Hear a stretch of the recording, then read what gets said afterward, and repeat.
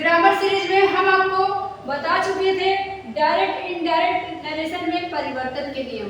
कई नियम हो चुके थे और कुछ नियम बाकी थे, जिसमें हमने असर्टिव पूरा खत्म कर लिया। इंट्रोगेटिव सेंटेंस के नरेशन में परिवर्तन का नियम हमने पढ़ा था। इससे पहले 2 लेक्चर हमारे कंप्लीट हुए हैं और आज इंट्रोगेटिव सेंटेंस का ये आखिरी लेक्चर है नरेशन में परिवर्तन के। इंट्रोगेटिव से हम 3 लेक्चर मात्र ले रहे हैं, जो एनफ है आपके एग्जाम के लिए।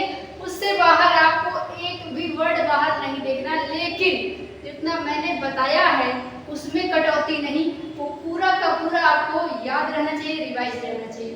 फिर उससे बाहर पढ़ने की जरूरत नहीं पड़ेगा आपको नियम। तो इंट्रोगेटिव सेंटेंस के नरेशन में परिवर्तन पे हमने आपको बता दिया था कि ये कितने टाइप का होता है। इंट्रोगेटिव सेंटेंस के बारे में हमने बताया था ये कितने टाइप का होता है, 2 प्रकार का। नंबर 1 बताए थे क्या चीज, यस नो वाले, यस नो आंसर वाले। और नंबर 2 बताए थे आपको WH ग्रुप, HW ग्रुप वाले, WH ग्रुप वाले। ये 2 कैटेगरी मैंने आपको बताया था, जिसमें हम यस नो आंसर वाले पे आपको एक अलग लेक्चर लेके आए थे और इसको अच्छे से कवर कराए थे एक्सरसाइज के साथ में। आज इस पर कोई डिस्कशन नहीं होगा, आज केवल डिस्कशन होगा WH ग्रुप वाले इंट्रोगेटिव सेंटेंस पे। इन सेंटेंसों को समझेंगे, इसके फिर नियम पढ़ेंगे इनडायरेक्ट में कन्वर्जन के, और पूरा अच्छे से इस पर एक्सरसाइज करेंगे ताकि एग्जाम के अंदर, एग्जाम की खोपड़ी में आप छेद करके आओ। इतना अच्छे से WH ग्रुप वाले इंट्रोगेटिव सेंटेंस के नरेशन में परिवर्तन सीख लेंगे कि एग्जाम में कैसा भी क्वेश्चन दे, हमारे स्टूडेंट बिल्कुल तैयार रहें इसका सटीक और सही आंसर करने के लिए। तो वीडियो को स्किप नहीं करना, लास्ट तक वॉच करना। अगर अच्छे से कवर करना चाहते हो तो लास्ट तक वॉच करना, बीच में स्किप नहीं करना है। चलिए देखते हैं क्या है हमारा ये टाइप 2 है, हम इसी पे चलेंगे। क्या है WH ग्रुप वाले वाक्य, WH ग्रुप वाले इंट्रोगेटिव सेंटेंस, इसी पे चलेंगे। हम कहेंगे HW या WH ग्रुप,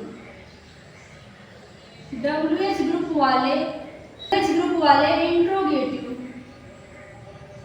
इंट्रोगेटिव सेंटेंस। थोड़ा सा हम बेसिक इंट्रोडक्शन इसका लेंगे, बेसिक चीजें जानेंगे, फिर रूल पे बढ़ जाएंगे। ठीक है, इसमें बेसिक जानना इसलिए जरूरी है क्योंकि जब तक हम सेंटेंस को समझेंगे ही नहीं ये किस टाइप का है, इसमें क्या अर्थ इसका निकलता है, हम उसका कभी भी कन्वर्जन करने का सही नियम सीख ही नहीं पाएंगे।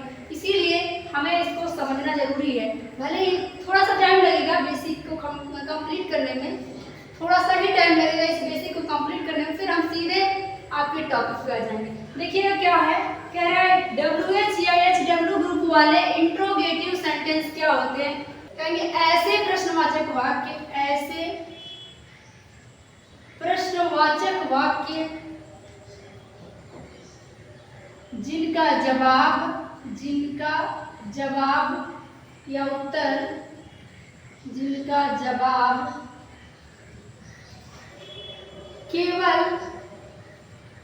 केवल हाँ या नहीं में नहीं दिया जा सकता, में नहीं दे सकते हैं।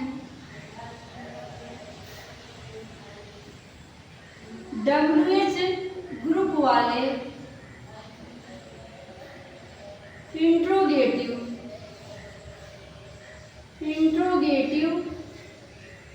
सेंटेंस कहलाते हैं।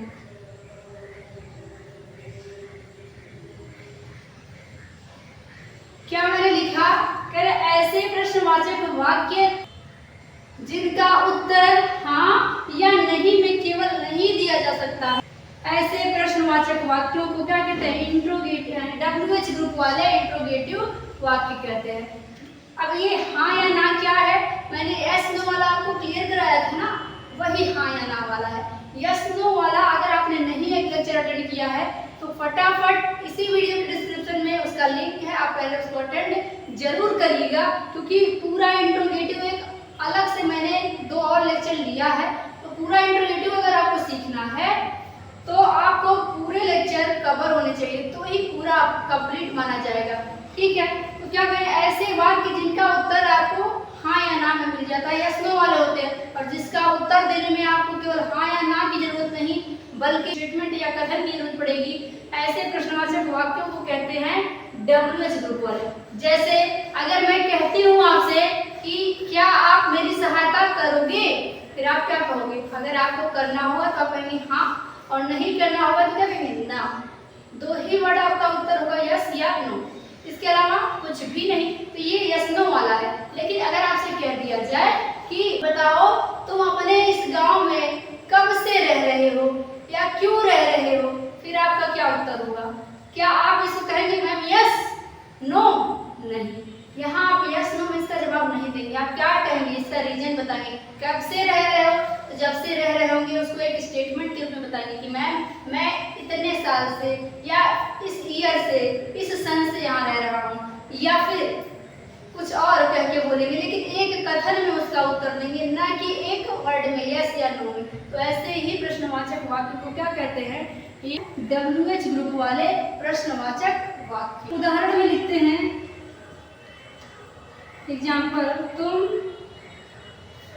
यहाँ कब से रह रहे हो, कब रह रहे हो। अब इस प्रश्न का मैं आपसे जवाब मांगू कि तुम यहाँ कब से रह रहे हो, आप क्या कहेंगे? क्या आप कहेंगे यस नो?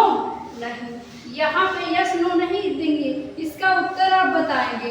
इसका आंसर आपको एक स्टेटमेंट के रूप में देना पड़ेगा, न कि यस या नो में। तो ऐसे प्रश्नों को क्या कहते हैं? WH ग्रुप वाले प्रश्नवाचक वाक्य। अब ये तो जान लिए कि WH ग्रुप वाले वाक्य, इंट्रोगेटिव वाक्य क्या होते हैं, इंट्रोगेटिव सेंटेंस क्या होता है। लेकिन आप ये भी जानना जरूरी है कि पहचाने कैसे कि WH ग्रुप का है। तो ध्यान देंगे, उसकी पहचान को भी देख लेते हैं। पहचान लिखेंगे, WH ग्रुप वाले इंट्रोगेटिव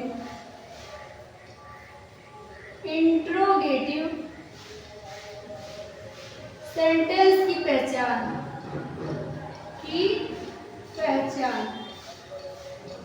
कैसे पहचान करेंगे? ध्यान देंगे, यहाँ पे बस एक बात नोट करनी है पहचानने का। कहेंगे ये हमेशा अंग्रेजी वाक्य में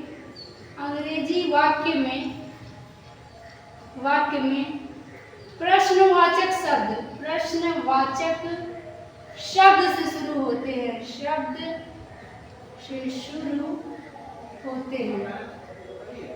अंग्रेजी वाक्य में ये WH ग्रुप वाले इंट्रोगेटिव सेंटेंस के ये क्या होते हैं? प्रश्नवाचक शब्द से ही शुरू होगा, क्वेश्चन वर्ड से शुरू होगा। और हिंदी वाक्य में वाक्य के बीच में आते हैं,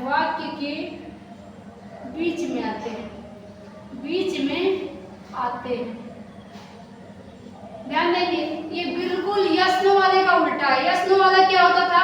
हिंदी वाक्य में वो पहले आ जाता था, और अंग्रेजी के वाक्य में उसकी अंग्रेजी नहीं लिखते थे, सहायक क्रिया से शुरू करते थे। और WH ग्रुप क्या है? ये हिंदी वाक्य में वाक्य के बीच में आएगा, ठीक, और इसकी अंग्रेजी लिखते हैं तो क्या करेंगे? ये हमेशा अंग्रेजी वाक्य में क्या होता है? प्रश्नवाचक शब्द से शुरू होगा, और हिंदी के वाक्य में वो वाक्य के बीच में आता है। जैसे मैंने एग्जाम्पल आपको क्या दिया था, यस नो वाले में वो हमेशा सहायक क्रिया से शुरू होता था, तो उसके हमने एग्जाम्पल दिया था, तो आपके घर पे बिना बताए आने वाले मेहमान की तरह है, यानी बिना बताए सुबह सुबह आने वाले मेहमान के लिए कोई व्यवस्था नहीं, उसी तरह वहाँ सहायक क्रिया से काम चला देते थे क्या का, है ना। लेकिन जब यहाँ पे क्या होता है, बीच में आता है, तो इसकी व्यवस्था हो जाती है। मेहमान अगर बता के आ जाए, दोपहर के बाद आ जाए, तो सारी व्यवस्थाएं हो जाएंगी कि नहीं। तो ये मेहमान भी क्या होता है, देखो हिंदी वाक्य के बीच में आता है, तो बता के आता है, उसकी अंग्रेजी खरीद के ले आएंगे बाजार से। तो क्या हो जाएगा, इसकी अंग्रेजी लिखी होती है और बिल्कुल वाक्य के क्या होता है, वाक्य के प्रश्नवाचक शब्द से ही शुरू होता है, उसी वर्ड की अंग्रेजी लिखी जाती है। तो आई होप आपको क्लियर हो गया होगा कि WH ग्रुप वाला प्रश्नवाचक वाक्य क्या है। अब बढ़ते हैं इसको इनडायरेक्ट में परिवर्तन के नियम। तो अब हम बढ़ जाते हैं WH ग्रुप वाले इंट्रोगेटिव सेंटेंस के इनडायरेक्ट में परिवर्तन के नियमों पर। कहेंगे WH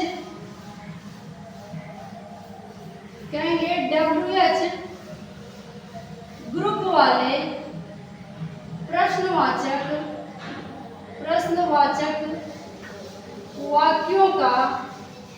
वाक्यों के नरेशन या इनडायरेक्ट नरेशन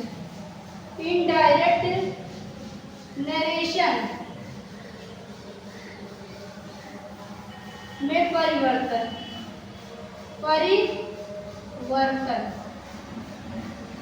अब आगे बढ़ते हैं और बेसिक चीजों को खत्म करते हुए अब चलते हैं WH ग्रुप वाले प्रश्नवाचक वाक्यों के इनडायरेक्ट में परिवर्तन के नियमों को पढ़ने। क्या है, WH ग्रुप वाले प्रश्नवाचक वाक्यों के इनडायरेक्ट नरेशन में परिवर्तन कैसे होगा, एकदम अब ध्यान से बैठ जाइएगा क्लास में। अगर अब तक आपने एकदम ध्यान से नहीं भी देखा है तो अब से ध्यान देना, क्योंकि यहीं से शुरुआत होता है क्वेश्चन का। अभी तो बेसिक चीजें बताई जो लगभग आधे से ज्यादा लोगों को मालूम होती है, लगभग लोगों को पता होती है, लेकिन अभी जो चलने वाला है ये इम्पोर्टेंट पॉइंट है। इससे आप ध्यान से यहाँ से आप ध्यान देना शुरू करेंगे। क्या है ये, यहाँ पे देखिए कुछ रूल है जिससे मैं आपको रूल नहीं, एकदम बढ़िया से रूल समझ के नहीं, दो चार बात समझ के सुना देती हूँ और वही बात आपको थोड़ा सा ध्यान रखना है। चलिए, नंबर 1 क्या है, पहली बात तो ये मैं बता दूं कि ये इंट्रोगेटिव सेंटेंस है, इसके नरेशन में परिवर्तन का भी लगभग वही नियम है जो असर्टिव में था। असर्टिव में क्या था, प्रेजेंट पास्ट में कोई परिवर्तन नहीं। तो कहेंगे इनडायरेक्ट बनाते टाइम जो आपका सेड होगा ना, सेड जो देता है आरवी में, आरवी की बात करें, नंबर 1 क्या नोट करेंगे, आरवी में जो अपना सेड देता है, सेड या क्या देता है, सेड टू दिया होता है ना, आरवी के सेड या सेड टू को हम किस में बदल देंगे, always it will be change into asked और इंक्वायर्ड। क्या हो जाएगा, सेड या सेड टू चेंज होकर के आस्क्ड या इंक्वायर्ड में बदल ही जाएगा, बदलना ही पड़ेगा। अच्छा, ऐसा क्यों हो रहा है, जबकि असर्टिव में क्या बताया था मैंने, असर्टिव में बताया था कि सेड और सेड टू का टोल्ड में बदलता है, लेकिन कब, जब उसके बाद ऑब्जेक्ट हो तब। यहाँ हो ना हो, ऑब्जेक्ट आगे दे या ना दे, लेकिन सेड और सेड टू को आस्क में बदलना ही पड़ेगा। लिख देंगे चाहे ऑब्जेक्ट हो या न हो, ध्यान देंगे, वाक्य में ऑब्जेक्ट दे या न दे आपको बदलना ही पड़ेगा। ऐसा क्यों, अब एक बात बताओ, अगर मैं कहूँ मैं अपने आप से कुछ चीज बोल रही हूँ तो मैं अपने आप से ही बोल सकती हूँ, लेकिन प्रश्न अगर किसी से पूछा जा रहा है तो इसका कंफर्मेशन है कि अगला व्यक्ति है तो ही पूछा जा रहा है। और अगली बात क्या है, दूसरी बात इसकी क्या नोट करनी है, कहेंगे रूल नंबर 2। रूल नंबर 2 क्या होगा, कॉमा, इन्वर्टेड कॉमा को हटाकर, यहाँ पे भी कॉमा इन्वर्टेड कॉमा होता है, हटा करके क्या करा देते हैं, कंजंक्शन दैट नहीं लगाते हैं, क्योंकि ये असर्टिव में लगता था। क्या लगेगा, ध्यान देंगे, कहेंगे कंजंक्शन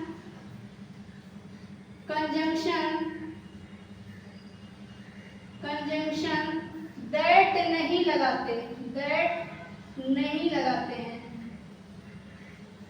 फिर क्या करते हैं, एसनो वाले में इफ या वेदर लगाते थे, लेकिन यहाँ क्या कहेंगे, जो प्रश्नवाचक शब्द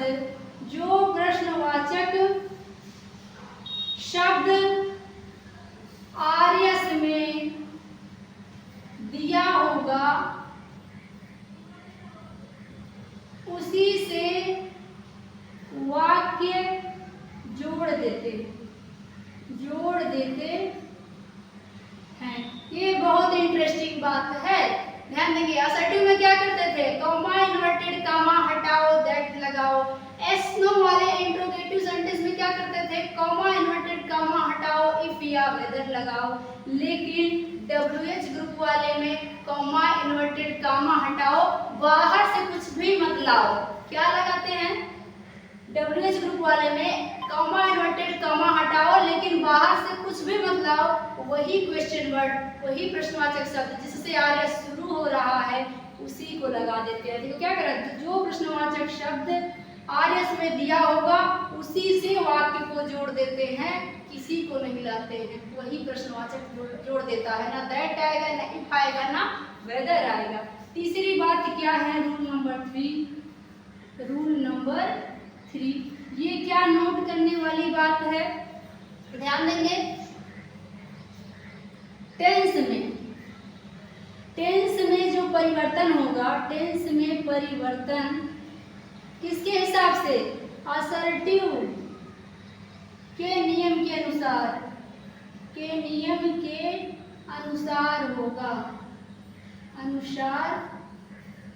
होगा। टेंस जो भी बदलेगा किसके हिसाब से, जो चार्ट असर्टिव वाले में याद कराया था या नहीं कराया था ना, वही चार्ट यहाँ भी काम आएगा। यानी एक बार वो चार्ट याद हुआ तो दोबारा हर जगह वही प्रयोग करेंगे, कुछ नहीं बदलेंगे। जैसे असर्टिव में बदलता था सेम बदलना है। लिखने की क्या जरूरत यहाँ है, अगर आपने वो लेक्चर अटेंड नहीं किया है, इसी वीडियो के डिस्क्रिप्शन में उसका लिंक है। वो चार्ट बहुत जरूरी है पूरे नरेशन के लिए, तो जरूर से अटेंड कर लीजिएगा। बिल्कुल मैंने याद कराया है, उसके अंदर आपको थोड़ा सा भी अपने माइंड पे प्रेशर नहीं देना पड़ेगा, एकदम याद हो जाएगा। बस एक बार वन रीडिंग आप कर लीजिए उसका। देखिए क्या दिया, असर्टिव के नियम के अनुसार। मोटा मोटा हम यहाँ भी थोड़ा सा समझा दें कि जब असर्टिव में क्या नियम था कि जब भी आरवी यानी रिपोर्टिंग वर्ब प्रेजेंट या फ्यूचर टेंस में होता था, आरएस का टेंस नहीं बदलता था। जब आरवी पास्ट में होता था तभी बम्पर चेंज होता था। तो क्या क्या था, पहला नंबर प्रेजेंट वाले सभी पार्ट सामने वाले पास्ट में चले गए थे। पास्ट वाले पार्ट पड़ोसी को छोड़ के अगले में चले गए, यानी कि present past indefinite past continuous को छोड़ के पास्ट परफेक्ट में चला गया। पास्ट कंटिन्यूअस परफेक्ट को छोड़ के परफेक्ट कंटिन्यूअस में जाएगा। परफेक्ट कंटिन्यूअस पड़ोसी को छोड़ेगा तो कुछ नहीं पाएगा, तो नहीं बदलता था, ऐसे बताया था हमने। फ्यूचर टेंस में अगर आरएस है तो कोई परिवर्तन नहीं होगा, विल का वुड शैल का शुड होता था।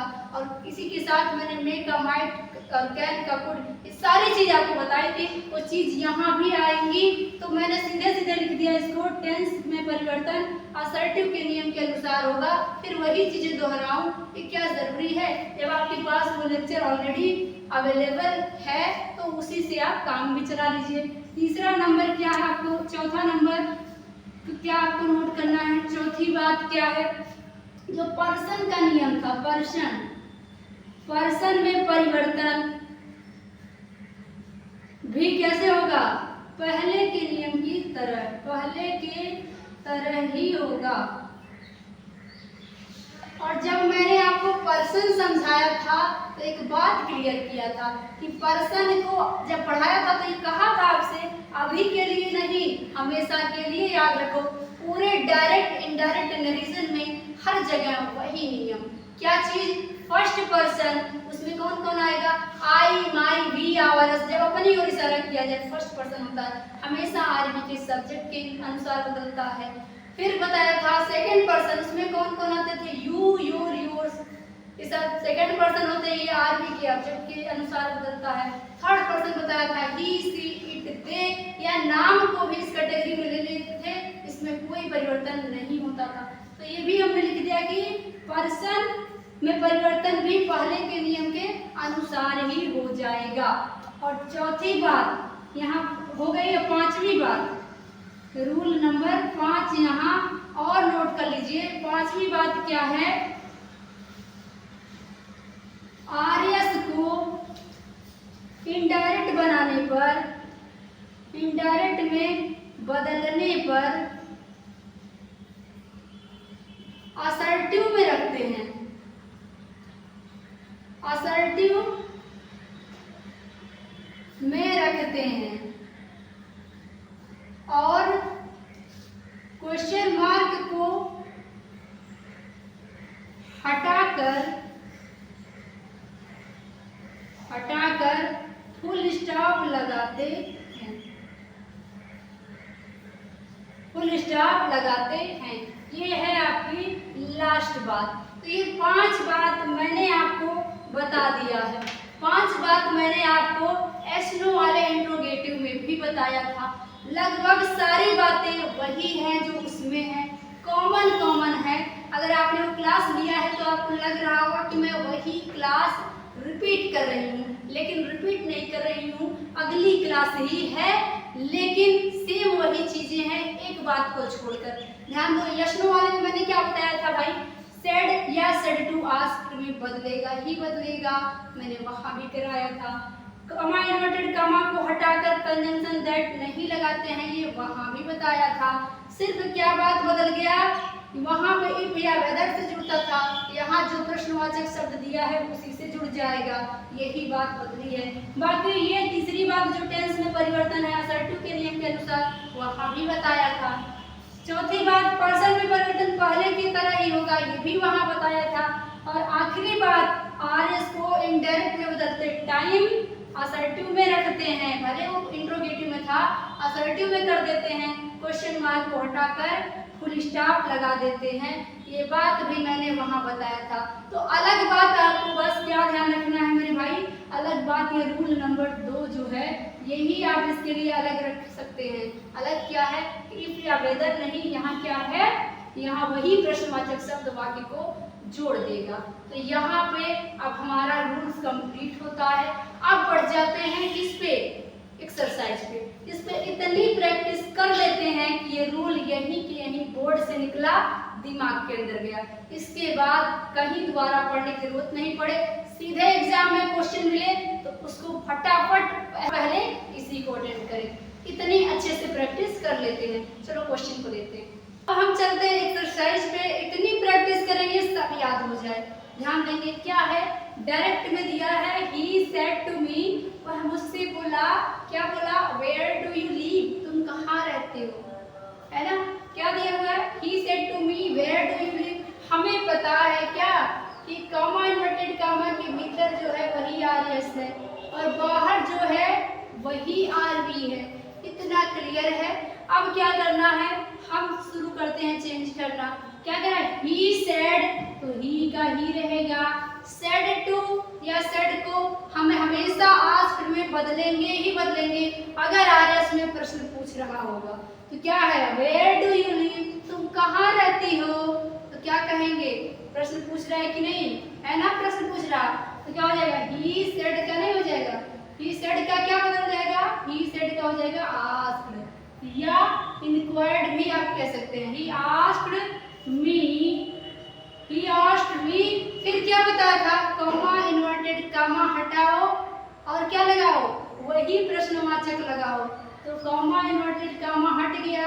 अब यहाँ देखो ये प्रश्नवाचक शब्द से शुरू है, क्या कहेंगे, वेयर डू यू लिव, तुम कहाँ रहती हो, यहाँ प्रश्नवाचक शब्द से शुरू है और जब ऐसा होगा तो उसी से हम वाक्य जोड़ देते हैं। तो यहाँ पे वेयर आ जाएगा, कॉमा इन्वर्टेड कॉमा हटाओ, यही शब्द लगाओ। लेकिन फिर क्या बताया था मैंने, वाक्य को असर्टिव में ही रखना है।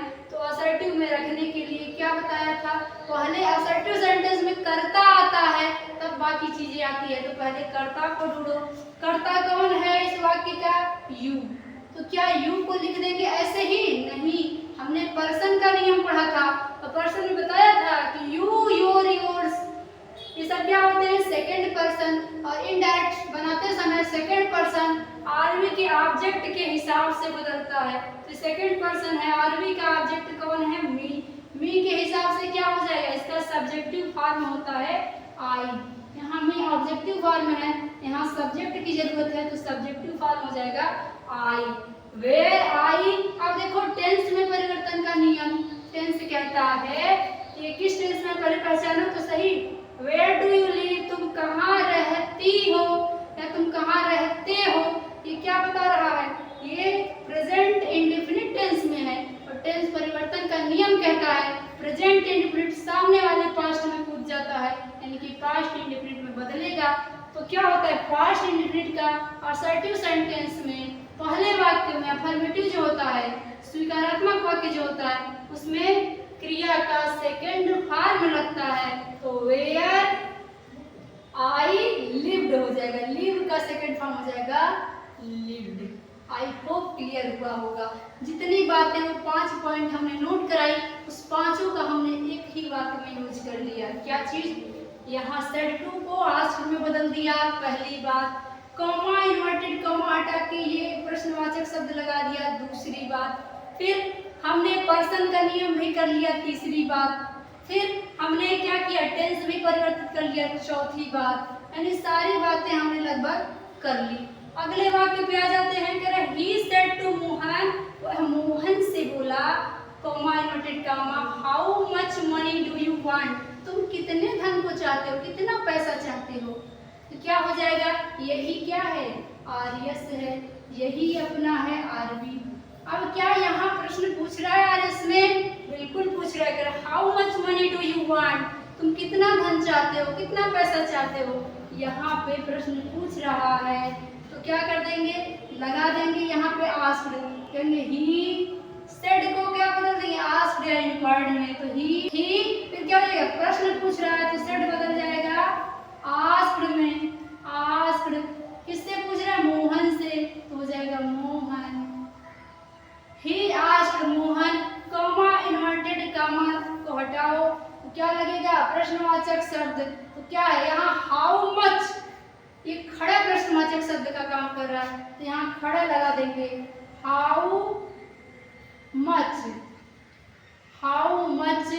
और यहाँ मनी भी है, हाउ मच मनी, खड़ा प्रश्नवाचक शब्द है, तो हाउ मच मनी। यहाँ पे प्रश्नवाचक शब्द कितना है जानेंगे, हाउ मच मनी, कितना ज्यादा धन, डू यू वांट, तुम चाहते हो। यहाँ क्या हो जाए, हाउ मच मनी तक क्या हो जाएगा, ये वाक्य को जोड़ने का काम करेगा। आगे का वाक्य असर्टिव में रहेगा। असर्टिव क्या है, कहता है कि पहले कर्ता को ले आओ, कर्ता यू है, लेकिन पर्सन का नियम कहता है इनडायरेक्ट बनाते समय इसको आरवी के ऑब्जेक्ट के हिसाब से बदल देंगे। आरवी का ऑब्जेक्ट मोहन है, तो आप चाहे मोहन लिखो, चाहे ये पहले बार प्रयोग हो चुका है तो इसका प्रोनाउन लिखो ही, तो ही लिख दो, चाहे आप इसको मोहन भी लिख सकते हो। तो हाउ मच मनी ही लिखिए, चाहे मोहन लिखिए। उसके बाद क्या होता है, उसके बाद नियम कहता है कि टेंस में परिवर्तन करो। टेंस किस टेंस में है, how much money do you want, तुम कितना धन चाहते हो। प्रेजेंट इंडेफिनिट कहता है कि पास्ट इंडेफिनिट में जाएगा, तो हाउ मच मनी ही या मोहन वांट का क्या हो जाएगा, वांटेड, क्योंकि पास्ट इंडेफिनिट क्या होता है, उसमें क्रिया का सेकंड फॉर्म होता है अफर्मेटिव सेंटेंस में।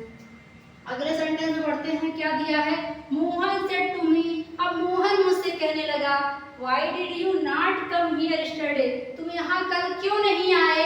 यहाँ देखेंगे, यहाँ भी प्रश्न पूछ रहा है, तो क्या हो जाएगा, मोहन सेड बदल जाएगा किसमें, आस्क्ड में। या आप यहाँ इस बार हम क्या कर लेते हैं, इंक्वायर्ड का यूज कर लेते हैं, बार बार आस्क्ड यूज कर रहे हैं, इंक्वायर्ड को अकेला छोड़ दे रहे हैं। आपको लग रहा होगा कि इंक्वायर्ड लगता ही नहीं है, लगता है लेकिन ज्यादातर आस्क्ड रहता है।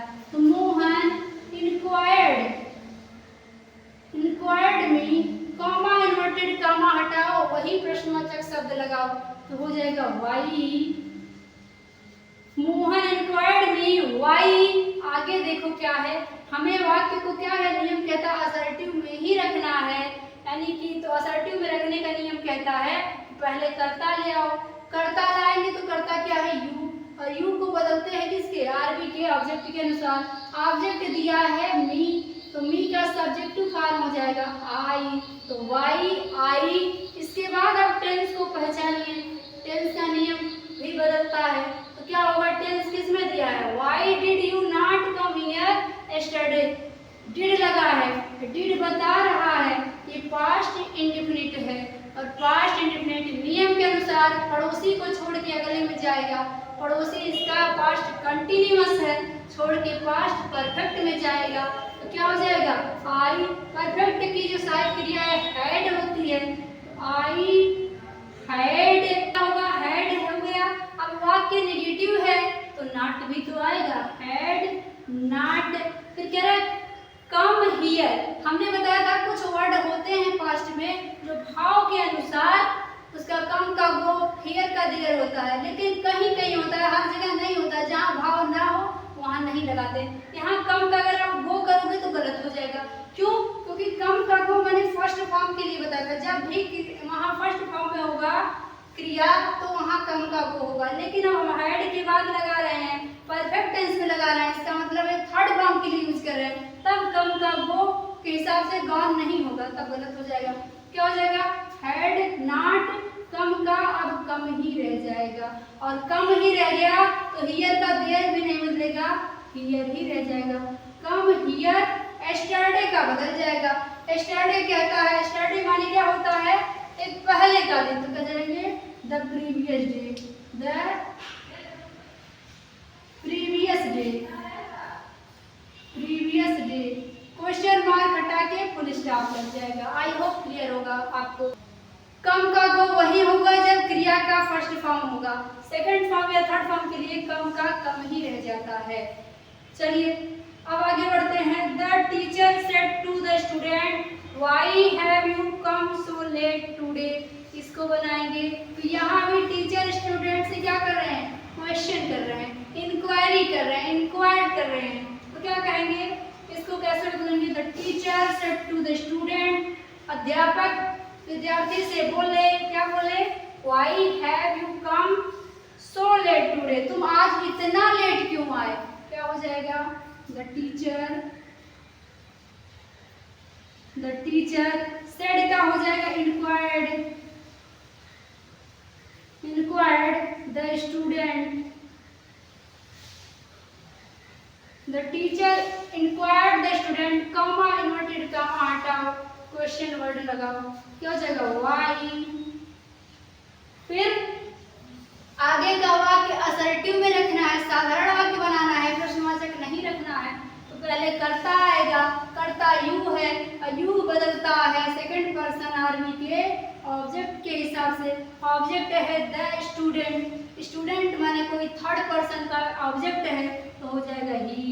वाई ही यानी कि कौन, द स्टूडेंट। क्या है आगे, आप सेंटेंस को चेंज करो। टेंस का नियम कहता है, पहले टेंस तो पहचानो। टेंस क्या दिया है, why have you come so late today, तुम आज यहाँ इतना लेट क्यों आए हो, क्यों आए हो, आए हो। टेंस क्या है, प्रेजेंट परफेक्ट टेंस है।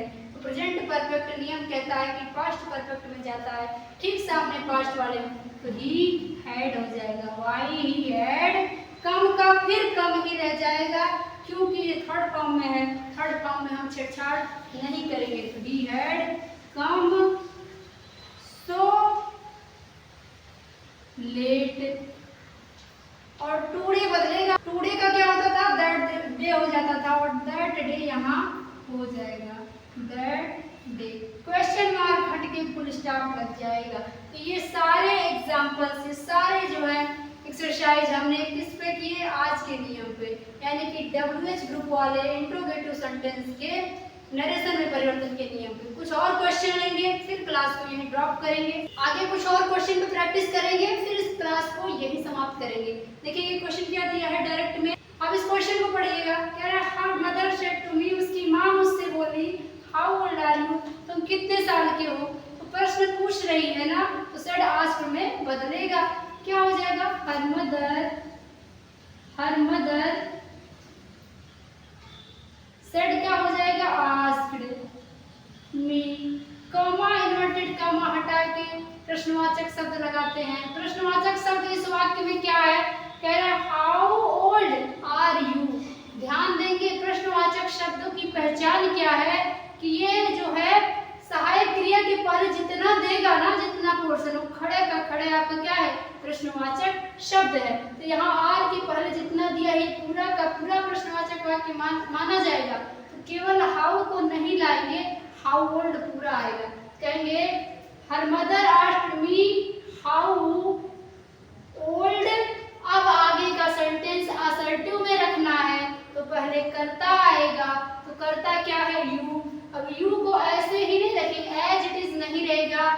इसका हम चेंज करेंगे किसके हिसाब से, आर वी के ऑब्जेक्ट के हिसाब से। ऑब्जेक्ट है मी, तो मी का सब्जेक्टिव फॉर्म हो जाएगा आई। How old I.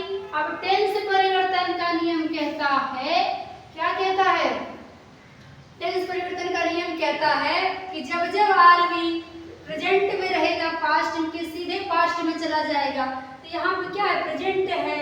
How old are you, आप कितने साल के हैं। हाउ ओल्ड आर यू नहीं रह जाएगा, पास्ट में जाएगा, तो क्या हो जाएगा, हाउ ओल्ड आई। अब पास्ट में आई के हिसाब से क्या लग जाएगा, वाज। आई के हिसाब से क्या होगा, वाज। आई के साथ पास्ट टेंस में वाज आता है, वेयर नहीं आता।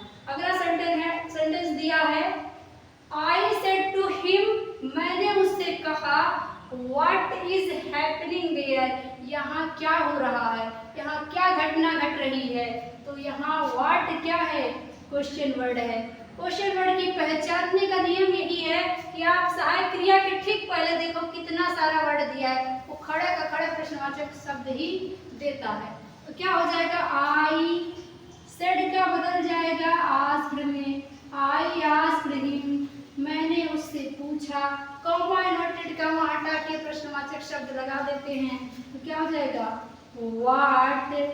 अब कह रहा व्हाट इज हैपनिंग देयर। अब हमें क्या करना पड़ेगा, इसको असर्टिव में रखना पड़ेगा। असर्टिव का नियम कहता है कि पहले कर्ता होना चाहिए तब बाकी चीजें। अब इसमें कर्ता देखिए, व्हाट इज हैपनिंग देयर, क्या कहीं पे यहाँ पे दिया हुआ है कर्ता, नहीं दिया है ना, यहाँ पे कर्ता दिया ही नहीं है। तो नहीं दिया है तो हमें मानना तो पड़ेगा, तो कुछ ना कुछ कर्ता मानेंगे। यहाँ नहीं देगा तो परिवर्तन तो होगा नहीं, ना तो इसके ऑब्जेक्ट के हिसाब से ना तो इसके सब्जेक्ट के हिसाब से। परिवर्तन कैसे होगा, थर्ड कुछ दिया नहीं है तो एक थर्ड पर्सन का कर्ता, जो जब बिना कर्ता वाले वाक्यों के लिए प्रयोग होता है, सबसे फेमस है इट। तो व्हाट इट लगा देंगे। उसके बाद आगे सेंटेंस परिवर्तन का नियम क्या कहता है, कि किस टेंस में है, कह रहे व्हाट इज हैपनिंग देयर, यहाँ क्या हो रहा है। अब ये प्रेजेंट कंटिन्यूअस में है, पास्ट कंटिन्यूअस में जाएगा। तो what it was, what it was happening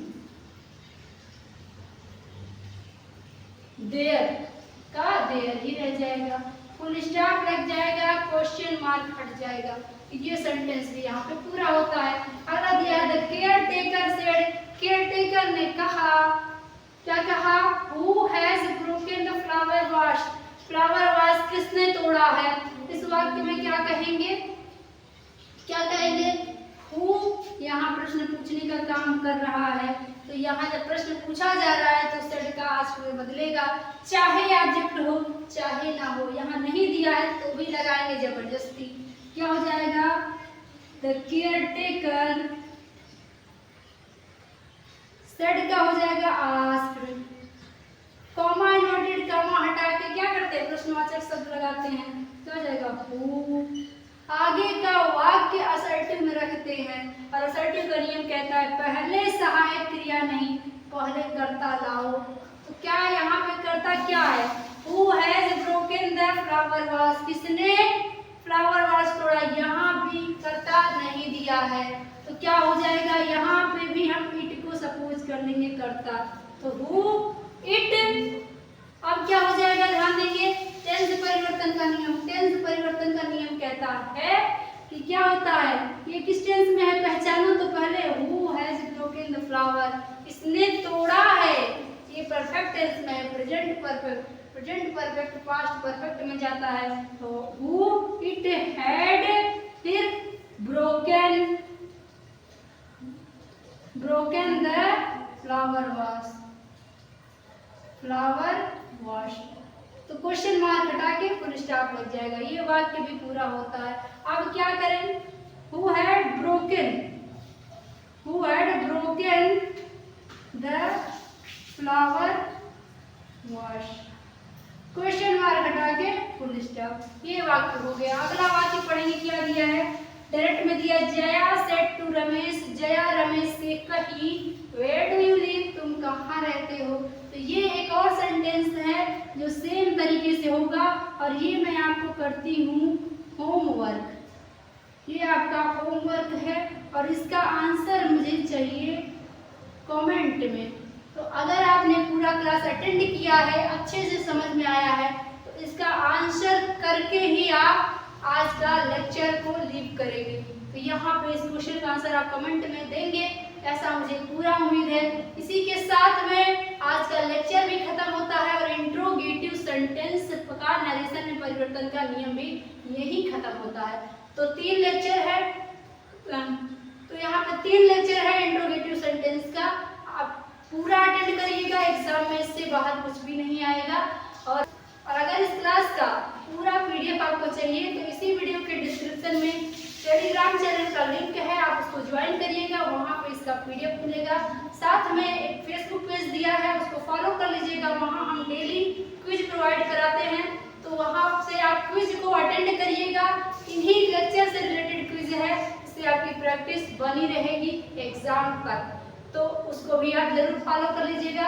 अगर लेक्चर पसंद आया है वीडियो को लाइक कर दीजिएगा और साथ में शेयर करते रहिए अपने दोस्तों के पास, रिश्तेदारों के पास, ताकि समय से पहले सटीक तरीके से उनका सिलेबस कवर हो जाए एग्जाम से पहले। अपना ध्यान रखिए। Thank you, best of luck, take care.